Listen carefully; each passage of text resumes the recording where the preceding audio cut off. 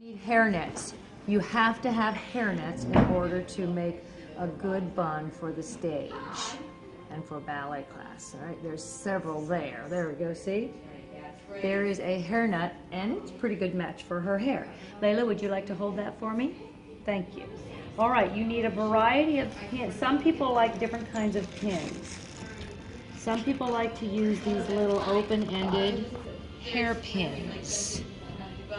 Like these. I kind of think of them more like as tea party hairdos, but for some people's hair, they like those kind, and they're certainly easy to find. Other people like to use the tighter closed pins. You can get them in different colors to match your hair, and those also work. And then if you have really, really long, thick hair, you might need to use these great big ones if your hair is very long, very thick. All right. Mine was like very long, but then we had to cut it because I got gum in it. That's totally understandable. Some nice little elastic, you know, it shouldn't be an open rubber band, but some kind of elastic. All right, we're going to take this out. Oh, she's already got a nice elastic in there. That'll work. I will just leave that in. Now, if I were doing this for a show, I would start with a nice damp hair. I would spritz her hair with a little spritzer bottle of water to make it damp. You know what else? I mean, you have to just, you know, hair that is fresh, clean out of the shower is harder to put up than hair that's a little on the dirtier side.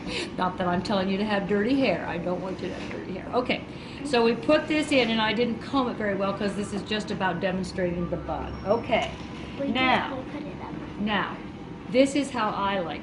When I used to dance, this is the way I liked to do it. You don't have to do it this way. This was how I did it. You divide it. You want it to be as flat as it can be. Wrap it around like a nice big fat cinnamon roll. Okay? And see how I keep it kind of pushed down there?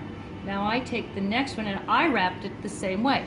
Everybody will develop their own techniques, but I wrapped both sides around the same way when I used to do my own hair. Okay, now I'm going to put a pin in, and all this is going to be for is a temporary hold. I'm not going to try to really hold the bun in with this. This is just temporary. I use one of this kind, I use one of these kind. Okay. It's going to look awful now, and that's okay. All right, now don't move your head, Layla. Okay, now give me the hairnet. This is the magic right here. You loop the hairnet over. You twist it. You loop it again. You twist it. You loop it again. And depending on how, that's all I'm going to do. Then I just take the end and I just wrap it around and tuck it under, and it disappears. Okay, now make sure that as I push on your head, you don't go forward. Push back and push your head back.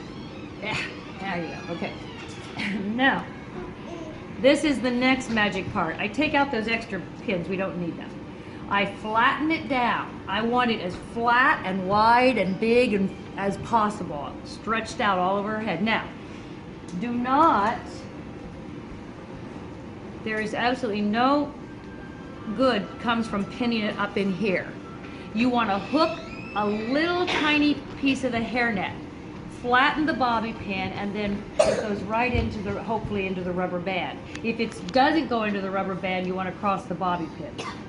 Now let me put a couple in so that I can let go of her head. Right. Pinch a little bit, and we put it into her head. And see, she's not even screaming. I'm not even hurting her. That's because you're not her mom. I know, if I was her mom, she would. I know. And we pinch a little. We push it in there. Am I hurting you? Good.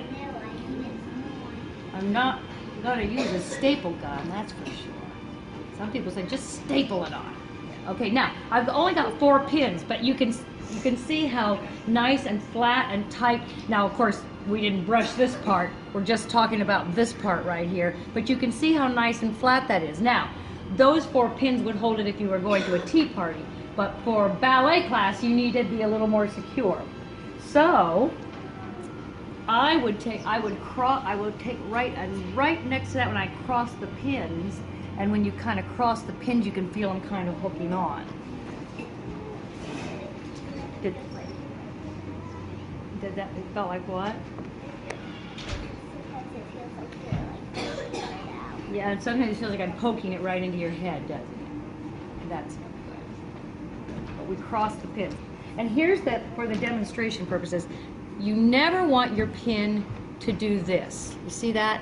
If your pin goes in and gathers up more hair and parts like that, then what's it going to do naturally? It's going to gradually pop out, and people, a hairpin on the stage is really a dangerous thing. If the girl in point shoes following their class comes out on stage and steps on a bobby pin on stage, it would ruin her performance.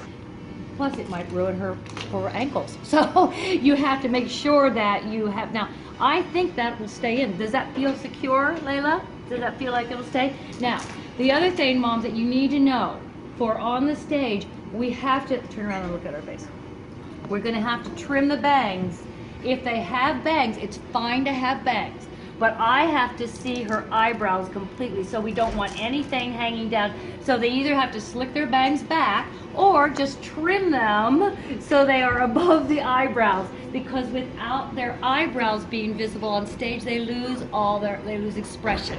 So eyebrows, cheeks, and lips are the important parts for expression. Because when they're very far away from the audience, if their eyebrows are hanging down and you can't see, or if they have very light eyebrows, you can't see them.